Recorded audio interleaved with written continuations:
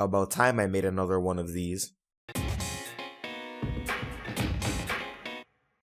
One of my favorite video game franchises is Pokémon. Not just the main series, but also a few of the side series titles. To be completely honest though, a lot of the Pokémon spin-off titles feel less like complete games and more like cash grabs that you wouldn't in good conscience buy at launch price. However, there are a few exceptions to that.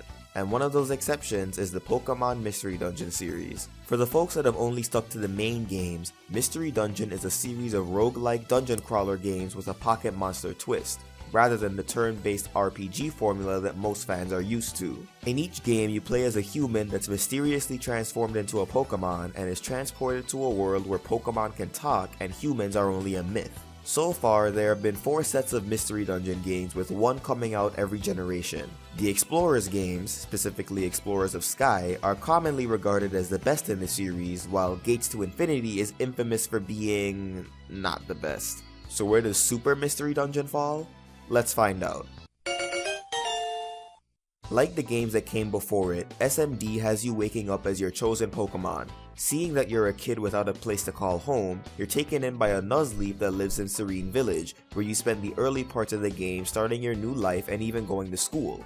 Already, we begin to see where SMD breaks off from the usual formula. Normally, when you wake up as a Pokemon, the first character you encounter would be your chosen partner, and you'd explore your first dungeon together. But in SMD, you spend the first 2 or so dungeons traveling with Nuzleaf as he teaches you the basics of the game, and you don't meet your partner until the first day of school. Speaking of school, this is the first game in the series that acknowledges your character's age. Sure, throughout the earlier games, older characters have referred to you and your partner as kids, but you were still able to own your own land and live on your own, so your actual age was relatively ambiguous. Here, you're clearly portrayed as a school-age kid, and the school setting is a good way to introduce the more detailed features of the game, as well as the new features that are introduced in SMD, before you finally head off to Lively Town to join the Expedition Society. What I really like about SMD's story is that it actually plays a part in how you learn the game. The Explorers games had a little bit of this here and there, but it's executed much better in SMD.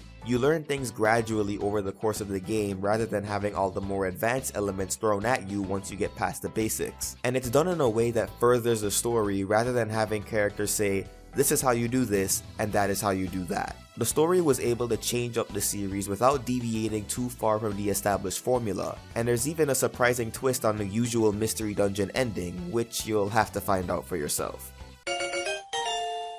The characters that you'll be spending most of your time with in this game are the Expedition Society and, of course, your partner character. The Expedition Society is pretty much a parallel of the Wigglytuff Guild, albeit with a smaller roster of members, and the game benefits from this. In Explorers, the core members of the Wigglytuff Guild were so numerous that only a few like Bidoof, Chatot, Sunflora, and Wigglytuff himself get any actual development.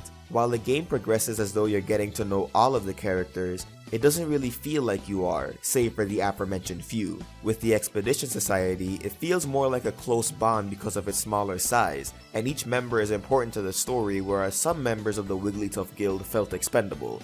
Echo and Corfish. Then, of course, there's your partner character, who's probably the best written partner character across all the Mystery Dungeon games. The ones in Rescue Team and Gates felt less like characters and more like sidekicks, while in Explorers, the partner character felt more defined, with an actual personality and character arc, and SMD took that element and improved on it. Here, your partner character is a mischievous kid that can't help getting into trouble, sometimes when they don't even mean to. At first, they aren't well liked by their classmates and they seem to shake it off and ignore it, but you soon learn that their ignorance is only a facade to mask their loneliness. There are points in the story where you wonder if they're the main character and you're the sidekick.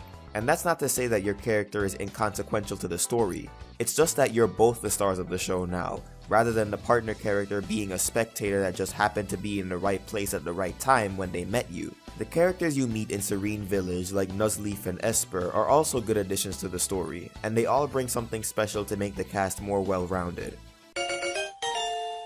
A huge criticism of the previous Mystery Dungeon game, Gates to Infinity, was how limited the gameplay was. The amount of playable characters was drastically reduced to 5, the opening personality test was done away with, you were forced to do one mission a day even if more than one mission was in the same dungeon, and the big kicker was that only 144 Pokemon were in the game. To put it in perspective, Gates to Infinity came out during Gen 5 when there were 649 Pokemon in existence, so this game only had about 22% of the full roster. SMD brings back all the features that were missing from the last game and even throws some new ones into the mix. There are now 20 playable characters, and the opening personality test that determines which Pokemon you play as returns, but now you have the option to choose a different character if you don't like the one you were given. This offers the best of both worlds for players that are picky about which mon they get, and the players that just like working with what the test gave them. Hunger, the one feature that I didn't miss, also makes a return in this game, but it's much easier to manage. Instead of having to constantly stop what you're doing to check if you're going hungry,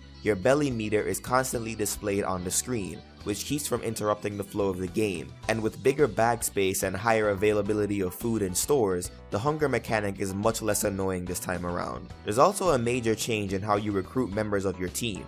In the older games, when you defeat enemies in dungeons, there's a random chance that one of them will ask to join your team, and there's an even rarer chance that a client will ask to join you when you clear a mission. But in SMD, you have something called the Connection Orb.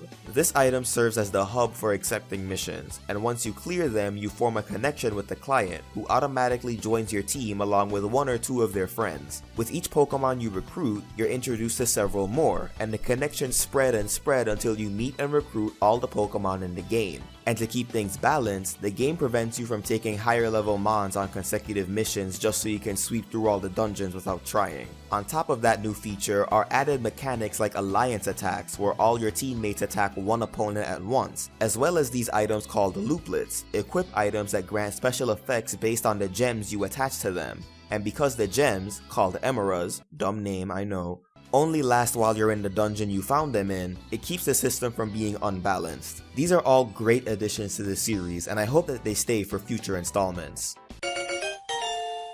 Back in 2013, the Mystery Dungeon series made the jump to the third dimension, and SMD takes better advantage of the new style. Cutscenes and character models are now more expressive and lively, which makes the more emotional scenes hit harder since you're looking at more than just a small 2D sprite. As for the music, the series has done consistently well with its score, and SMD is no different. However, unlike the previous games where there are increasingly great tracks sprinkled across the entire game, SMD doesn't get into its great tracks until halfway through the main story. A very minor disappointment, but when the tracks get good, they get really good. Finally, the jukebox feature introduced in the Explorers games is now available from the start, with tracks that are unlocked as you hear them in the game, and you can even unlock tracks from the older games. A lot of people were skeptical about Super Mystery Dungeon after being disappointed by Gates to Infinity, but I'm happy to say that SMD is not only a worthy addition to the series, but an addition that rivals and even surpasses the Explorers games. If you're new to the series though, I'd still recommend that you start with Rescue Team or Explorers so you can have an easier introduction to the series